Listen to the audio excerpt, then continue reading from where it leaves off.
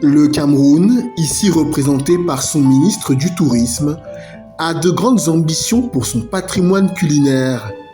Il veut en faire un puissant vecteur de la promotion du tourisme.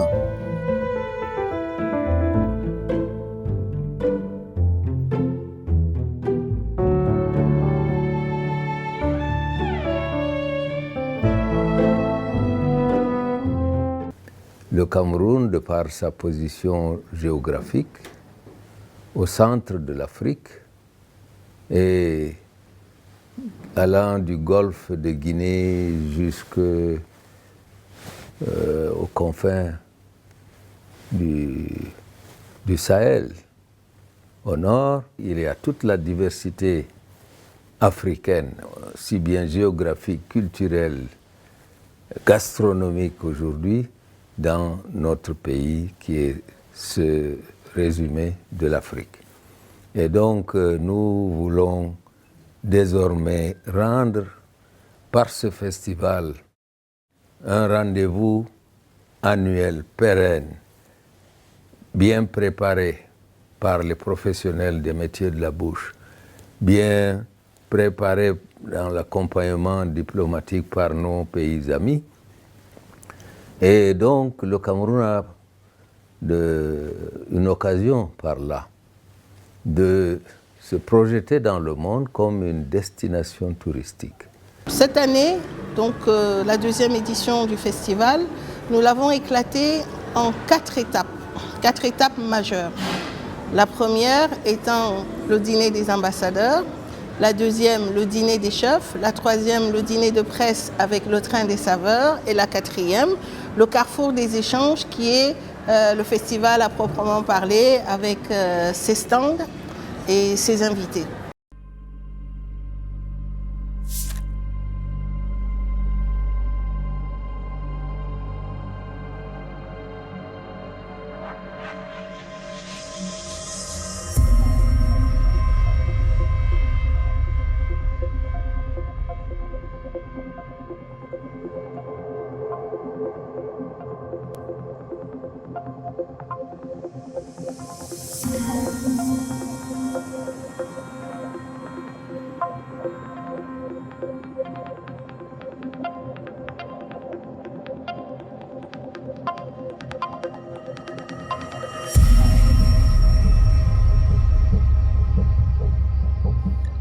Commençons par un récapitulatif des 3 précédentes étapes du Festival des saveurs du Cameroun et du monde. Tout d'abord, le dîner des ambassadeurs. Nous accueillons à l'instant l'arrivée du ministre d'État. Une importante cérémonie qui vise la promotion de la gastronomie et de l'art culinaire camerounais, des savoir-faire italiens, ainsi que la célébration de la coopération entre ces 2 pays, l'Italie et notre pays, le Cameroun. Le dîner des ambassadeurs est un repas gastronomique composé de plats signatures faits à base de produits nobles du terroir.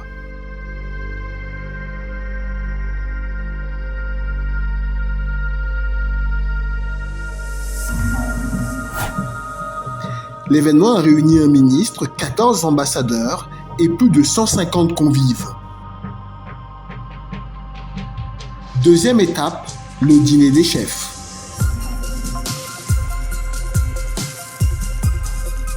Le dîner des chefs vise à les mettre ensemble afin qu'ils se rencontrent et qu'ils puissent dialoguer, mais également afin de mettre en exergue cette profession qui est parfois méconnue ou mal connue, mais aussi de permettre d'échanger sur un certain nombre d'enjeux qui concernent ce métier. Nous n'avons pas d'échelon dans notre métier. Tu fais 15 ans d'expérience, tu trouves un petit qui a peut-être 5 ans. Si c'est son oncle qui a l'hôtel, quand tu arrives, on te dit tu as 100 000 ou bien. L'activité autour du restaurant est aujourd'hui un moteur de développement important. Je m'en vais vous le démontrer par quelques chiffres. Le dîner des chefs est une rencontre entre professionnels des métiers de la bouche pour fédérer, échanger, consolider les acquis et valoriser les acteurs du secteur.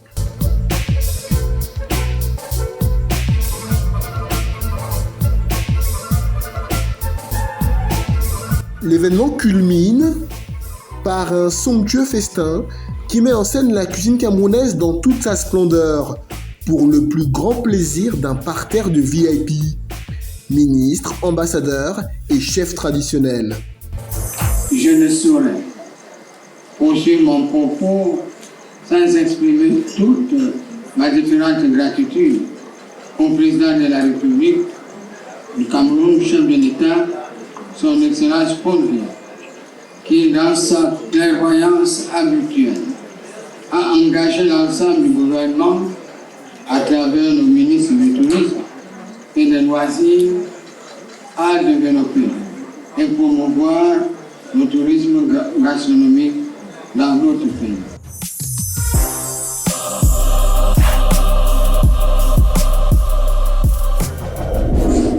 À tous les chefs cuisiniers et à l'ensemble des professionnels des métiers de la bouche, je vous exhorte à toujours continuer à réaliser dans votre secteur de compétences la synergie des intelligences, des expertises.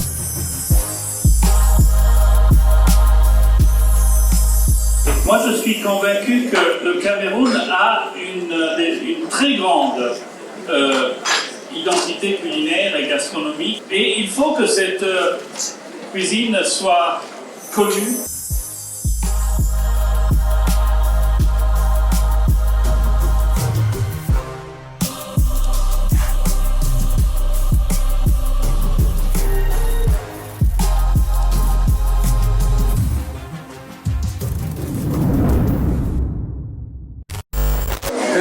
Toute une vie, hein? Toute une vie. Je ne lâche pas encore. Félicitations. Et je sais que c'est grâce à vous que je dois aller jusqu'au bout. N'est-ce pas?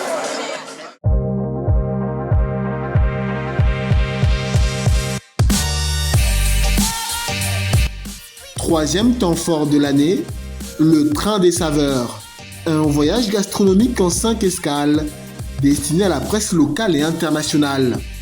Plus de 35 journalistes conviés à réfléchir aux moyens de promouvoir la cuisine camerounaise tout en savourant des spécialités régionales.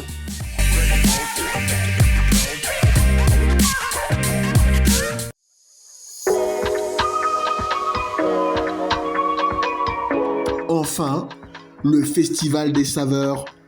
Pendant 7 jours, le grand public, les professionnels des métiers de la bouche et des membres du gouvernement se réunissent au Musée national de Yaoundé pour promouvoir et célébrer le patrimoine culinaire camerounais. Plus de 10 000 visiteurs et 150 exposants sont attendus.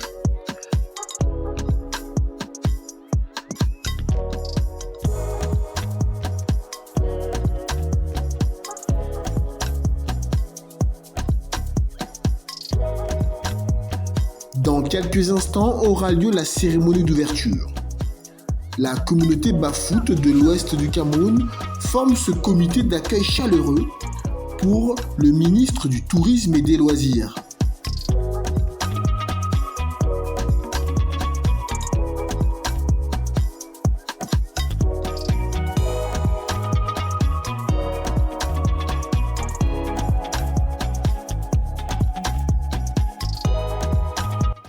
Première poignée de main à son homologue du ministère des Arts et de la Culture, puis à l'ambassadeur d'Italie.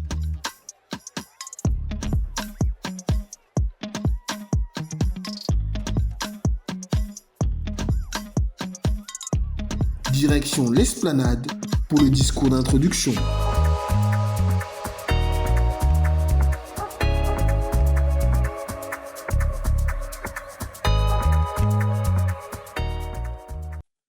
C'est avec un plaisir renouvelé que je prends la parole en ce jour dans cette esplanade aménagée du musée national à l'occasion du lancement officiel du Festival des saveurs du Cameroun et du monde. Le thème du festival de cette année porte sur la codification et la standardisation de la cuisine camerounaise, préalables indispensables à sa compétitivité et à son exportation. Cette deuxième édition comporte d'autres innovations à savoir L'introduction à partir de cette édition d'un pays à l'honneur pour véritablement marquer la dimension internationale du festival, à côté de la participation habituelle de votre pays représenté. C'est ainsi que cette édition pionnière, l'Italie a été désignée pays à l'honneur. Ce choix se justifie par la forte tradition culinaire italienne et sa réputation gastronomique internationalement établie. L'exemple de l'Italie devrait nous inspirer et nous servir de référence. Je soutiens beaucoup les relations entre mon pays et le Cameroun et j'ai pensé que de cette façon, on aurait pu aussi donner un soutien au Cameroun parce que justement, je suis convaincu qu'il y a beaucoup de raisons pour pouvoir partager notre expérience et celle du Cameroun. Je vois les autorités camerounaises très intéressées à leur culture et intéressées à l'exporter. Et d'ailleurs, ce festival est un exemple. J'espère que le Cameroun va profiter, comme je vous disais, de cette combinaison de facteurs intéressants. Tout d'abord, une cuisine qui n'est pas connue du tout, ou très peu connue à l'étranger. Et deuxièmement, la présence d'une communauté camerounaise qui est fortement établie dans plusieurs pays d'Europe, y compris l'Italie. Il y a, selon les statistiques, à peu près 14 000 Camerounais ou 16 000 qui habitent dans mon pays et qui pourraient être un facteur, un vecteur de connaissances. Les Européens, les Italiens aiment beaucoup manger, comme vous savez, et donc sont intéressés à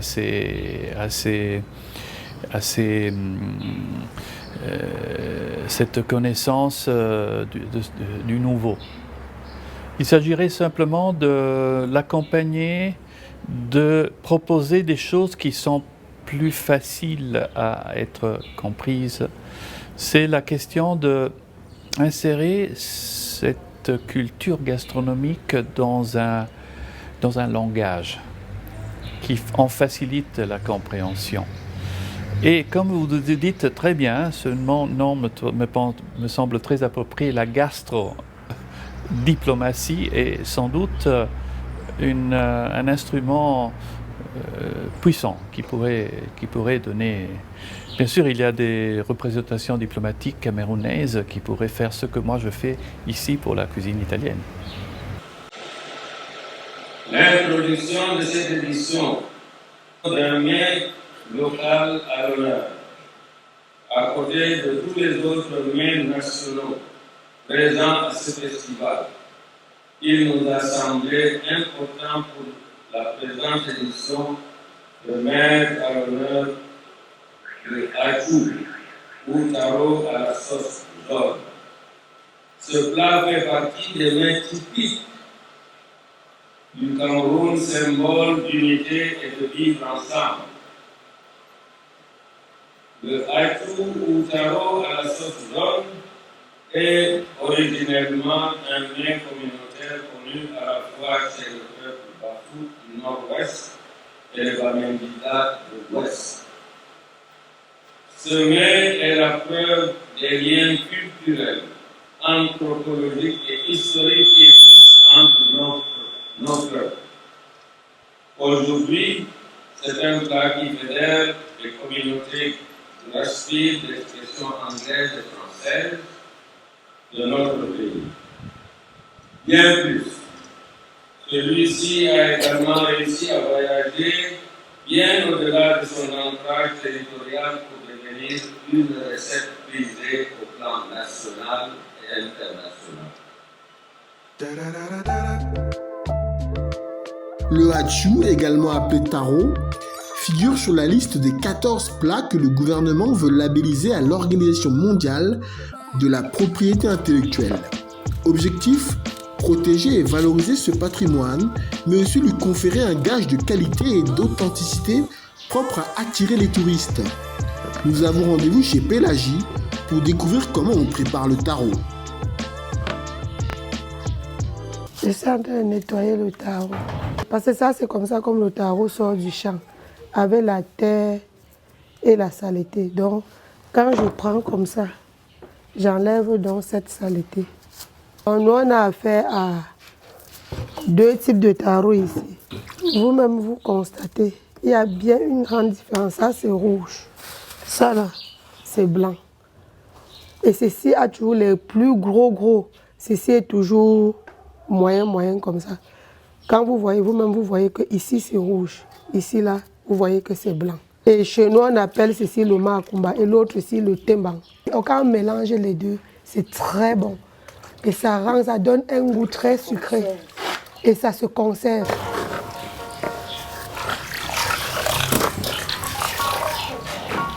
Une fois le taro lavé, place à la cuisson. Là maintenant nous posons au feu.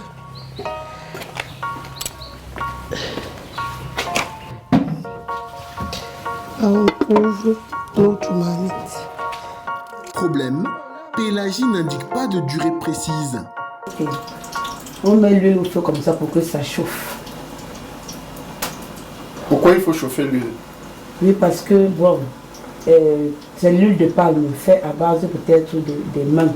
On chauffe comme ça pour s'il y a les microbes que ça tue. Et puis, Pélagie. Oui, s'il y a les microbes sur ça, parce que nous ne connaissons pas d'où l'huile est quittée pour arriver à nous. Ce n'est pas nous qui avions extrait cette huile. Donc quand on met au feu là, c'est pourquoi s'il y a quoi, ça tue, ça meurt d'abord, afin que nous, on n'ait pas à faire notre sauce.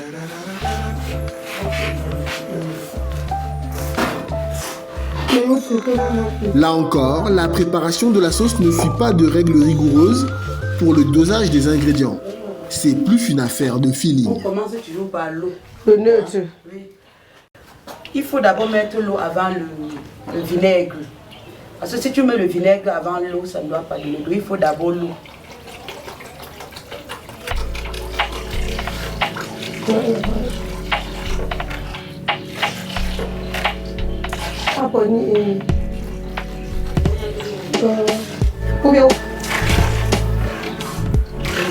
Quand tu mets la sauce sur ta paume de main, tu regardes, tu vois un peu que la sauce a un peu la couleur rouge. Donc ce n'est pas encore bien jaune. Ça veut comme ça nous dire que le vinaigre ne suffit pas. Donc on doit encore ajouter le vinaigre. C'est justement pour faciliter la transmission des savoir-faire et la constance des recettes que le thème du festival est la codification et la standardisation de la cuisine camerounaise. Un enjeu de taille, comme nous l'explique un expert.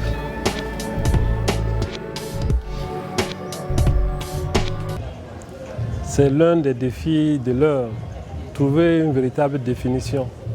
Parce que lorsqu'on parle de cuisine camerounaise, on peut partir de deux bords. Premier bord, la cuisine qui se fait par les Camerounais. La cuisine qui se fait par les Camerounais, on va trouver que le Cameroun est constitué de communautés. Et dans chaque communauté, il y a un ensemble de mets traditionnels que les populations locales cuisinent chacune à sa façon et qui généralement ne sont pas codifiés, ne sont pas... Chaque enfant apprend auprès de sa mère comment est-ce qu'on prépare tel mets et tel autre mets. On peut également parler de la cuisine camerounaise lorsqu'on parle des chefs qui exercent au Cameroun.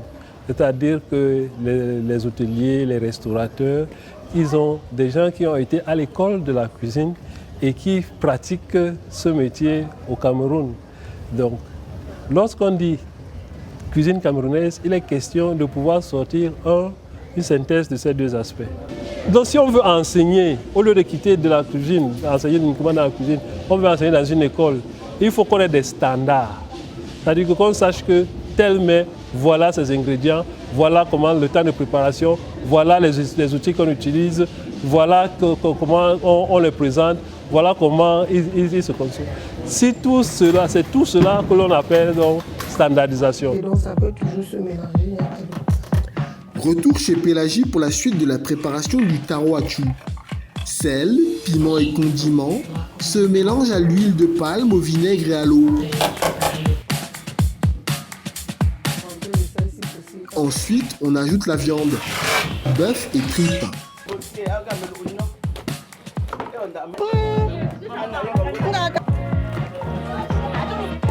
Vient ensuite le pilage du taro, qui est ensuite emballé dans des feuilles de bananier pour une meilleure conservation.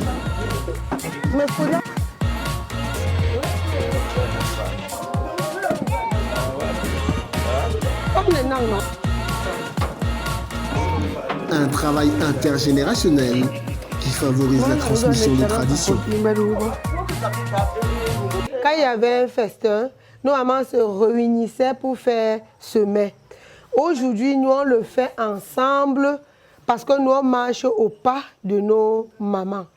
Donc, nous faisons ça pour agencer notre culture, pour faire valoriser notre culture, que notre culture ne meure pas. Et vous voyez, nous sommes avec, vous voyez, voici la plus grande, la plus âgée parmi nous. Les voici, eux, ils suivent. Vous voyez, on a une catégorie d'âge. Il y a la grande, les petits, et vous voyez, l'enfant est là. Donc, ça prouve comment nous apprenons donc aux enfants la culture. Nous vieillissons déjà et ce sont eux qui vont prendre le relais. Donc, c'est pour ça que vous voyez, nous faisons ça toujours en groupe. Le taro, c'est un plat qui unit, qui est fait avec beaucoup d'amour. Et nous voulons conserver cet argument, cet amour dans notre patrimoine, dans notre village Bamenjinda, dans notre cher pays, le Cameroun.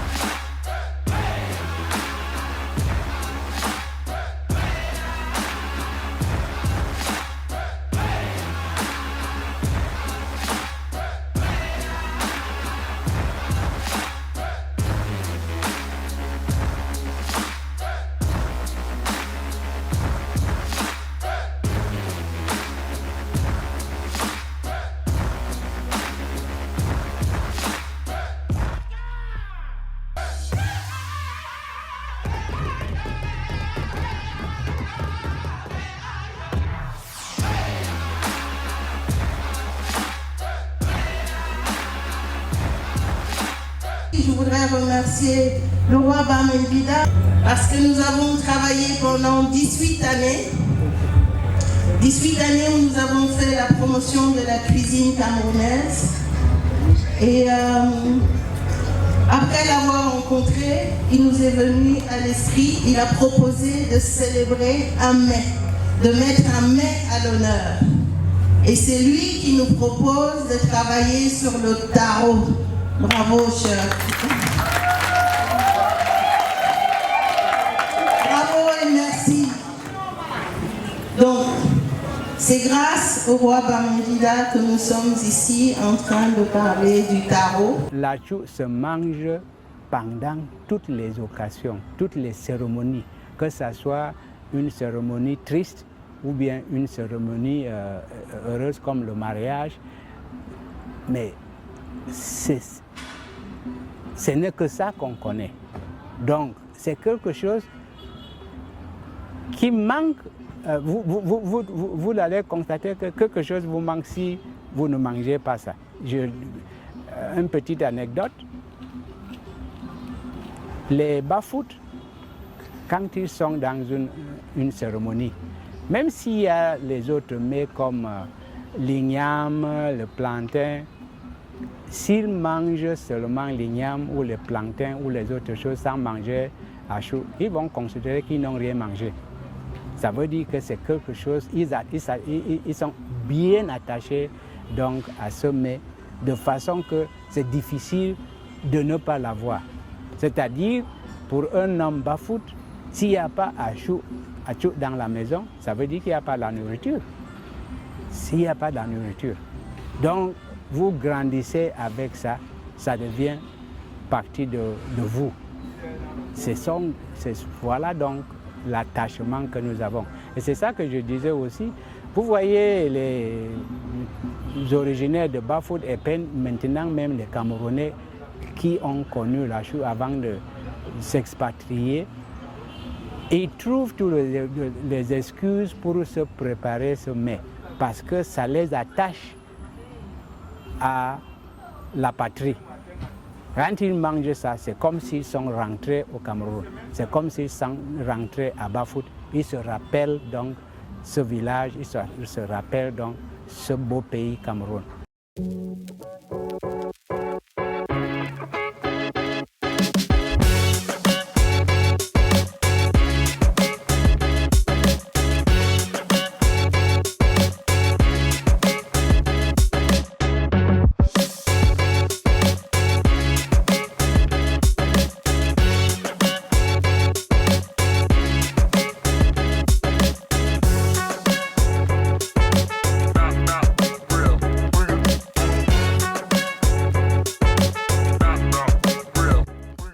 Après son discours et les rituels du coupé de ruban, le ministre du Tourisme et des Loisirs visite quelques stands en compagnie de l'ambassadeur d'Italie.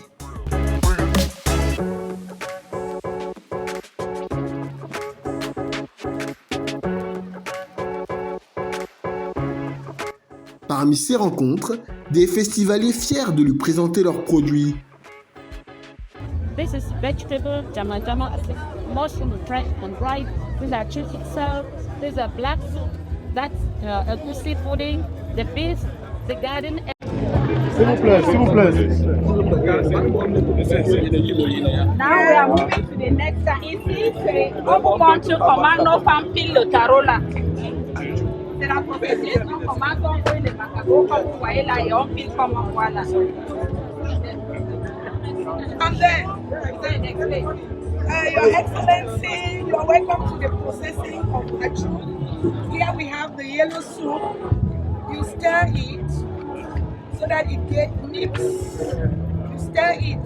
And now we remove the banana. This is hot in the pot. I put the banana here and then I remove the colocasia and then I peel and put for the pounding. Then, not to waste your time, take off the leaf and we tie, as you see here like this, which has been processed.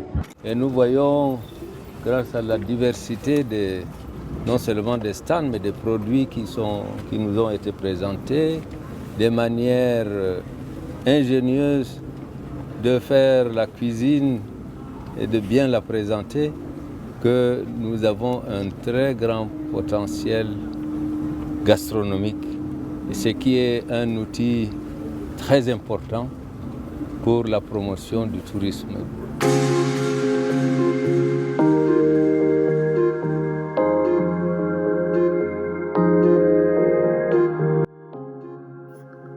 Pour promouvoir le tourisme, le gouvernement camerounais s'appuie aussi sur une collaboration avec des partenaires réputés. C'est ce que nous confirme l'ambassadeur d'Italie.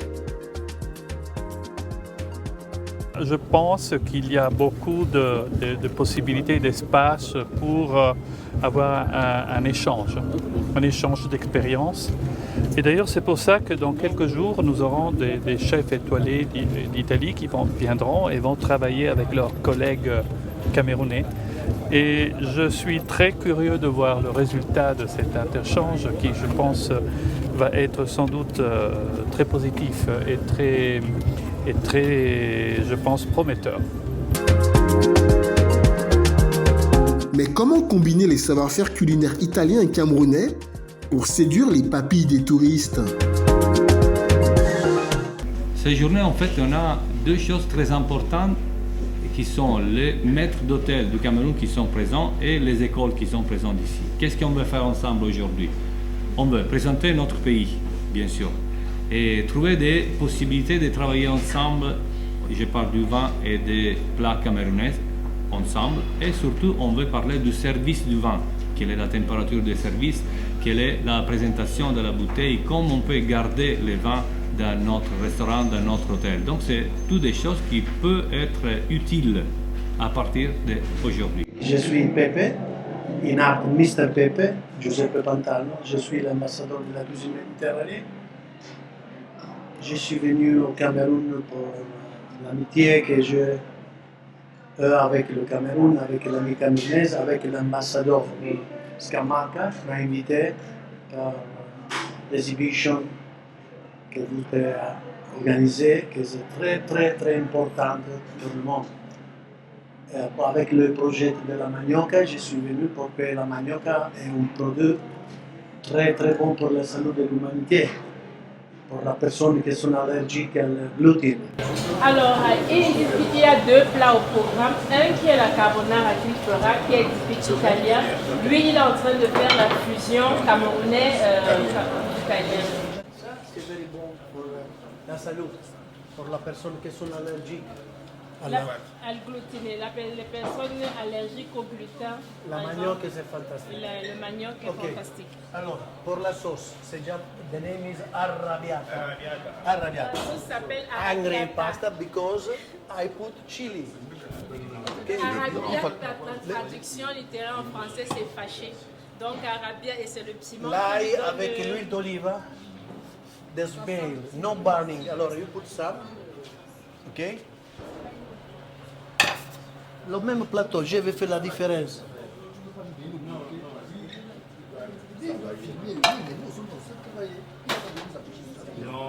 Et fresh tomato. In Italie, on utilisait la boîte avec pomodoro pelado. C'est cher. En Cameroun, vous avez les tomates. C'est très bon. La manioc. Il n'y a pas de poivre. Ça, c'est ready. Scusami, désolé.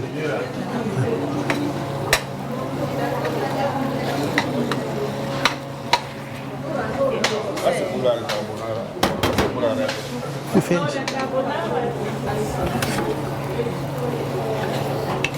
parsley, yeah.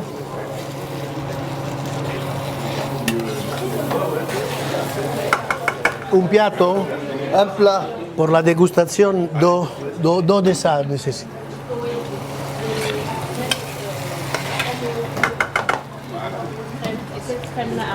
Can I have 2 of these?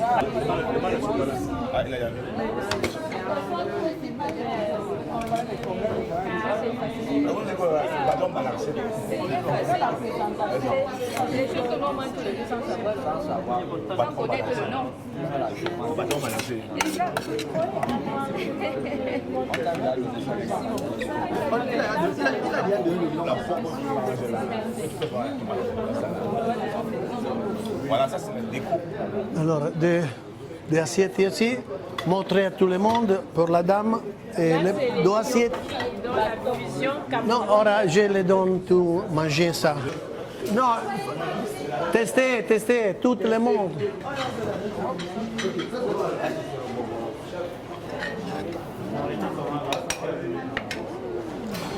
Différent, non? You like or no? Yeah. È la manioc do Cameroun, un autre. Dov'è il plateau?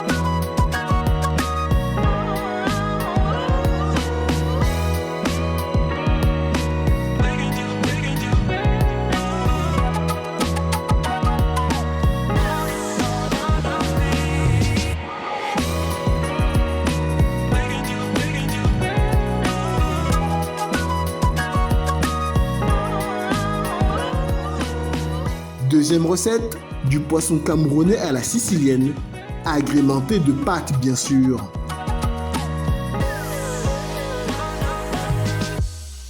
La formation d'aujourd'hui m'a beaucoup édifié, non seulement sur le plan pratique, mais sur le plan innovation. À partir de ce que j'ai vu aujourd'hui, ça me donne l'idée de créer d'autres choses à partir, n'est-ce pas, de nos ingrédients. Ça m'a beaucoup édifié. Il y a un plat qui m'a beaucoup émerveillé. C'est le bâton de manioc qu'on a monté avec une sauce appelée arabe. Et moi, j'ai une autre idée par rapport à ça parce qu'il faut encore l'améliorer parce que je trouve qu'il y a 2-3 ingrédients qui manquent. Et ici, je vais dire que ça sera une surprise pour la suite. Moi, c'est le chef Elundo Proté, ancien chef de cuisine Hilton, 32 ans d'expérience. C'est vrai qu'il y a un adage qui dit que on apprend tous les jours. C'est ce qui s'est passé aujourd'hui. Je connaissais la cuisine italienne, pour ça que je parle au passé. Mais aujourd'hui, je me suis rendu compte qu'il y a beaucoup de choses qui se sont ajoutées, qui sont très importantes pour la cuisine. Et comme l'a dit tout à l'heure mon collègue, nous avons à partir d'aujourd'hui la capacité d'améliorer avec les ingrédients du terroir. Parce qu'on a toujours tendance à croire que ce n'est que les éléments qui viennent chez les Blancs qu'on peut réaliser de grandes choses. Mais à partir d'aujourd'hui, on a utilisé le bâton de manioc qui vraiment, quand on a dégusté, on s'est rendu compte que, mais putain, on peut améliorer, on peut utiliser nos matières premières pour valoriser les plats camerounais. J'ai appris à faire le poisson sicilien. C'est ça qui m'a beaucoup intéressé et je pense l'offrir à mes clients dans les très prochains jours. On a dégusté de la manioca coupée comme si c'était des gnocchi italiens et épicés par des sauces italiennes et c'était une merveille. On avait chez nous quelques ministres qui étaient plutôt contents et surpris. Donc il y a cette possibilité de créer des fusions, si je peux me permettre. Et notre cuisinier qui est très créatif a appelé cette cuisine Camerunita, pour dire un ensemble entre l'Italie et le Cameroun. Le principal enjeu, c'est perpétuer la cuisine camerounaise déjà. C'est-à-dire que la transmission de notre cuisine maternelle, c'est-à-dire qu'elle ne doit pas disparaître. Quand on parle de l'Europe, on se dit, on va au Cameroun, on doit manger la cuisine camerounaise. Mon expérience en gastrodiplomatie, je dirais qu'elle est quand même assez vaste parce que j'ai eu à accompagner mon mari à l'étranger. Donc, j'ai eu l'occasion à chaque fois d'organiser des foires et des réceptions à la maison qui m'ont donné l'occasion toujours de présenter le côté culinaire du Cameroun. J'essayais à chaque fois de présenter des plats locaux, des plats du Cameroun. Ça passait du ndolé au poulet DG, aux frites de plantain. Tout dépendait des invités qui venaient. Et il fallait à chaque fois aussi essayer d'imaginer des nouvelles choses en utilisant des produits locaux.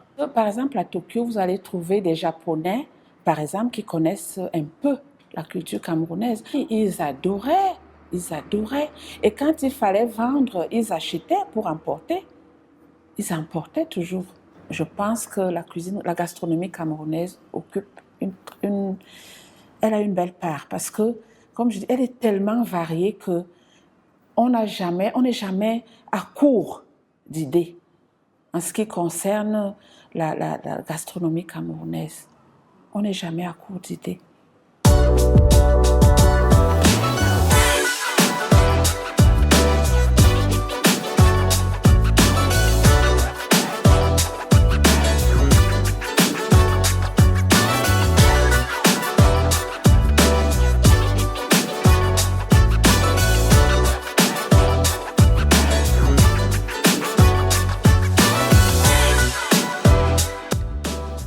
à l'étranger, variée, ancrée dans des traditions et un solide héritage culturel, la cuisine camerounaise doit impérativement se standardiser si elle veut conquérir un public plus large.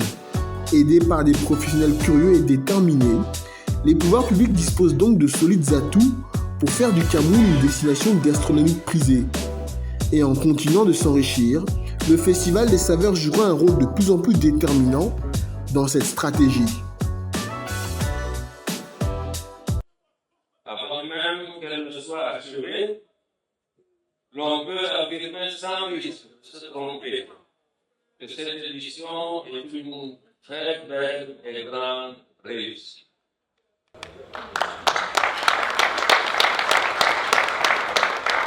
Celle-ci se manifeste par la programmation des différentes articulations.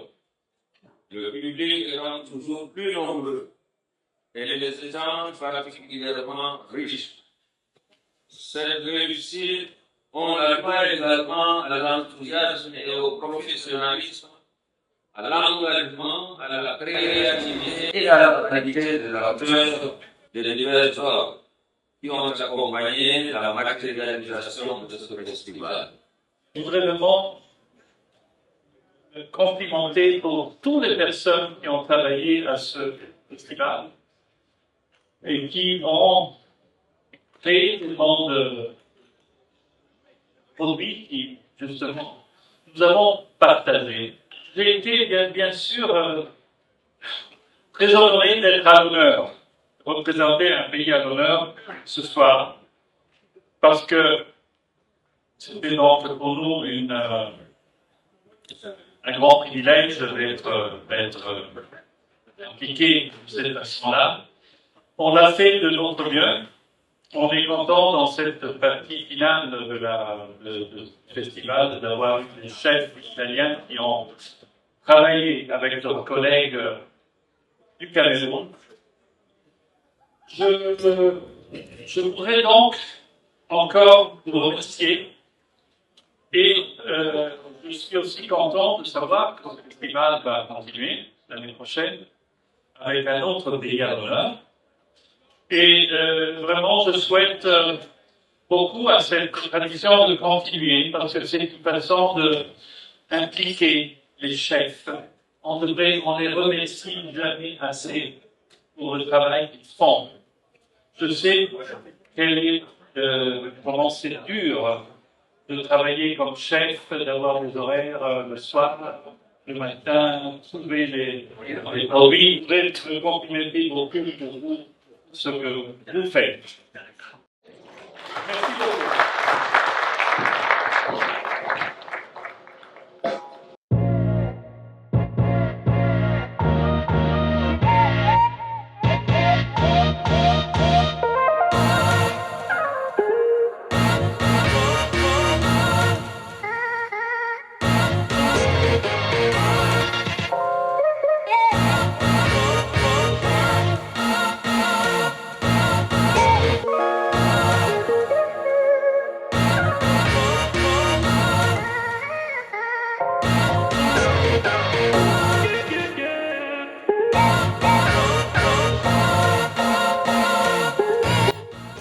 Le festival touche à sa fin.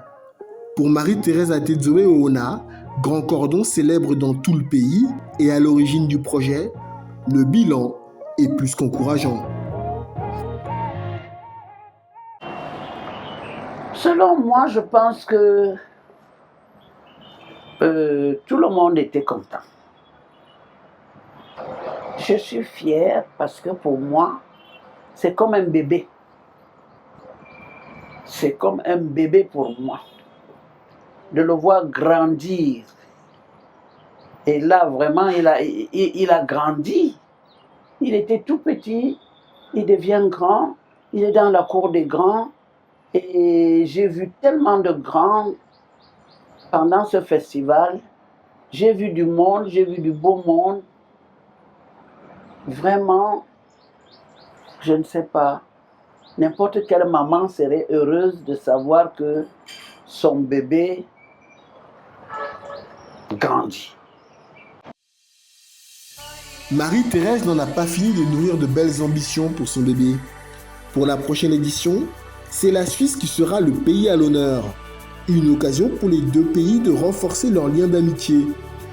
Preuve que la gastronomie est bien un outil diplomatique très efficace.